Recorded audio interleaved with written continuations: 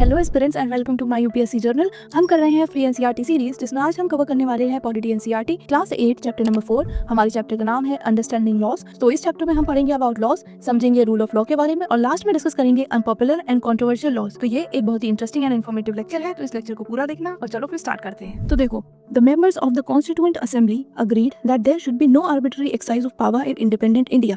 यानी कि जो हमारे कॉन्स्टिट्यूएंट असेंबली के मेंबर्स थे वो सब लोग इस बात पर अग्री किए थे, वो सब लोग ये चाहते थे कि जो इंडिपेंडेंट इंडिया हो उसमें कोई भी पावर का आर्बिट्री यूज ना कर पाए। आर्बिट्री मतलब अपने मन मुताबिक, मन के अनुसार कोई भी पावर को यूज ना कर पाए। ठीक, तो वही क्या चाहते थे कि जो इंडिपेंडेंट इंडिया है उसमें ऐसे रूल्स बने, ऐसे लॉज रहें कि जो लोग हैं, जो पावर में है या जो ज्यादा पावरफुल लोग हैं, इन्फ्लुएंशियल लोग हैं या कोई भी, वो अपने मन के अकॉर्डिंग यानी कि आर्बिट्री फॉर्म में पावर का यूज ना कर पाए।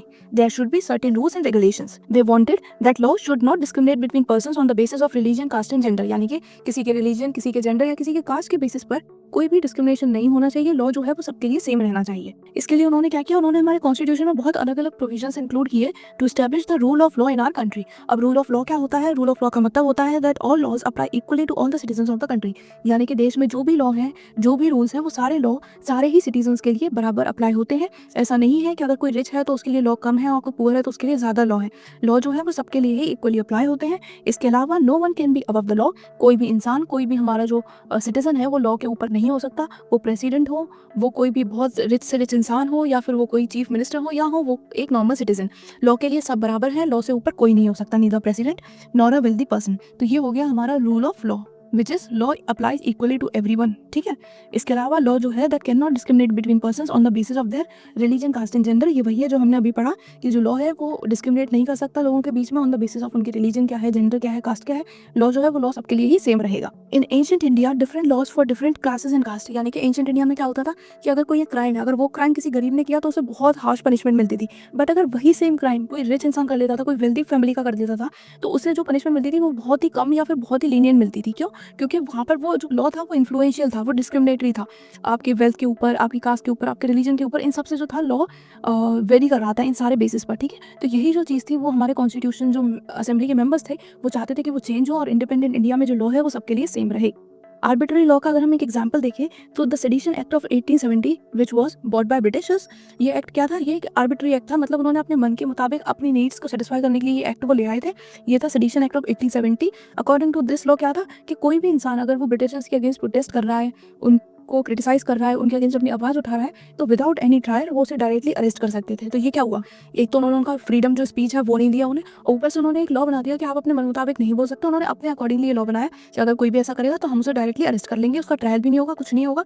अगर आपने ब्रिटिश गवर्नमेंट के अगेंस्ट प्रोटेस्ट किया या उन्हें क्रिटिसाइज किया, then you will be arrested. तो ये हो गया एक एग्जांपल ऑफ आर्बिट्ररी लॉ। इसके behind there is no logic, there is no reasoning proper, बस क्या है, बिकॉज उनके अकॉर्डिंग ये चीज सही थी तो उन्होंने कर दी। तो ये होते हैं arbitrary law. Moving forward, how do new laws come about? तो देखो, parliament has an important role in making laws. जब भी कोई लॉ बनता है तो इसमें जो हमारी पार्लियामेंट है उसका बहुत बड़ा इंपॉर्टेंट रोल है। Also an important role of parliament is to be sensitive to the problems faced by the people. अब लोगों को कोई प्रॉब्लम हो रही है, वो कोई इशू फेस कर रहे हैं, तो ये पार्लियामेंट का एक हमारी जिम्मेदारी है कि वो जो लोगों की प्रॉब्लम्स है उसकी तरफ वो सेंसिटिव रहें, वो अंडरस्टैंडिंग रहें। बिकॉज अगर वो सेंसिटिव ही नहीं रहेंगे, वो उसे समझेंगे ही नहीं अच्छे से, तो फिर वो उससे रिलेटेड राइट लॉज या राइट एक्शंस नहीं ले पाएंगे। ठीक है, तो एक तो लॉ मेकिंग में पार्लियामेंट का बहुत इंपॉर्टेंट रोल है, और साथ में ये जरूरी है कि जो पार्लियामेंट है वो लोगों की जो प्रॉब्लम्स है उसकी तरफ वो सेंसिटिव रहे। Moving on, from establishing the need for a law to it being passed at every stage of the process, the voice of the citizen is a crucial element. अब देखो, डेमोक्रेसी में क्या है कि जो लोग हैं वो बहुत इंपॉर्टेंट है, citizens are very important, very crucial. तो जो कोई भी लॉ होता है, फ्रॉम द इनिशियल के लॉ की रिक्वायरमेंट है, एक हमें लॉ चाहिए, उस पॉइंट से लेकर जब कोई लॉ फाइनली बन जाता है, पास हो जाता है, वहाँ तक हर स्टेप पे जो लोगों की वॉइस है वो बहुत इंपॉर्टेंट है, वो बहुत मैटर करती है। और वो आपको through various sources you can hear that, आपको पता चलता है थ्रू वेरियस सोर्सेज लोगों की ओपिनियन क्या है, लोगों की डिमांड्स क्या है। अगर कोई लॉ बन गया है या बन रहा है या इन प्रोसेस है तो उस पर लोगों के क्या अलग अलग पॉइंट ऑफ व्यू है, कैसे पता चलता है? टीवी में रिपोर्ट्स आती हैं, इसके अलावा न्यूज़पेपर एडिटोरियल्स होते हैं जिसमें लोग व्यू पॉइंट देते हैं अपना, रेडियो ब्रॉडकास्ट हो गए, लोकल मीटिंग हो गई। तो ये सब क्या है? ये तरीके हैं जिससे कि जो लोग हैं वो पार्टिसिपेट करते हैं और उनका व्यू पॉइंट सामने आता है। अगर उन्हें कहीं प्रॉब्लम हो रही है, वो चाहते हैं कि एक नया लॉ आना चाहिए, तो इसके लिए भी वो अलग अलग चीज़ें करते हैं, मीटिंग्स करते हैं, आंदोलन करते हैं, प्रोटेस्ट करते हैं, गवर्नमेंट तक अपनी आवाज़ पहुंचाते हैं। तो ये क्या हुआ, from the initial most point जहाँ से ये रिक्वायरमेंट हुई कि एक लॉ होना चाहिए, वहाँ से अगर कोई लॉ बनता है और वो बनने के बाद लोगों को अच्छा लगा या नहीं लगा, वहाँ तक भी लोगों का जो व्यू पॉइंट है वो सामने आता है। तो यही है डेमोक्रेसी की पावर। ठीक है, जो वॉइस है of citizens, it is very crucial element, और वो you can hear through TV reports, editorials, newspapers, ये सब। ठीक है, लास्ट टॉपिक इस चैप्टर का है अनपॉपुलर एंड कंट्रोवर्शियल लॉस।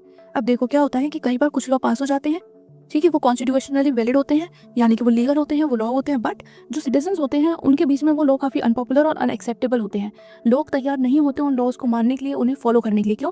क्योंकि जो सिटीजन्स होते हैं उन्हें लगता है कि इनके पीछे जो इंटेंशन है वो कुछ अनफेयर है, या वो इंटेंशन उनके लिए कुछ हार्मफुल हो सकती है। ठीक, तो इस टाइम पर क्या होता है कि अगर ये जो ओपिनियन है ये बहुत सारे लोगों की हो जाती है, बहुत लार्जर एरिया में हमें ये सेम ओपिनियन देखने को मिलती है, तो फिर when a large number of people begin to feel that a wrong law has been passed, जब बहुत सारे लोगों को ऐसा लगने लगता है कि कोई गलत लॉ पास हो गया है, वो अनफेयर है, या आगे चल के it can be problematic to them, तो फिर लोगों के प्रेशर में आके जो पार्लियामेंट है उसे वो लॉ चेंज करना पड़ता है। तो ये है हमारी डेमोक्रेसी की पावर, जहाँ पे जो लोग हैं वो बहुत क्रूशियल हैं, उनकी जो वॉइस है वो लोग सुनते हैं, वो पार्लियामेंट तक पहुँचती है। और अगर लोगों को कोई लॉ लग रहा है कि वो सही नहीं है, इवन दो वो लॉ पास हो गया है, वो कॉन्स्टिट्यूशनल है, वो वैलिड है, तब भी अगर लोग उसके अगेंस्ट हैं और एक बहुत ही लार्ज नंबर पर लोग उसके अगेंस्ट हैं, तो हमारा जो पार्लियामेंट है उसे वो लॉ चेंज करना होगा। यह हो गया अनपॉपुलर एंड कंट्रोवर्शियल लॉज के बारे में। तो इस चैप्टर में हमने सब कुछ ही देख लिया, हमने रूल ऑफ लॉ भी पढ़ लिया, जिसका मतलब है कि जो लॉ है वो सबके लिए सेम अप्लाई होगा, उसमें कोई भी डिफरेंशिएशन नहीं होगा, neither on the basis of caste, not religion and not gender. तो ये सारा ही हमने इस चैप्टर अंडरस्टैंडिंग लॉज में कवर कर लिया है। अब अगर आपको कहीं भी किसी भी टॉपिक में कोई भी डाउट है तो कमेंट में पूछ लेना। साथ में चैनल पे नए हो तो सब्सक्राइब कर लो, नोटिफिकेशन ऑन कर लो, बिकॉज डेली ये दो वीडियोस आ रही हैं और बहुत ही जल्दी सारी एनसीईआरटी हम ऐसे ही नोट्स के साथ कवर कर लेंगे।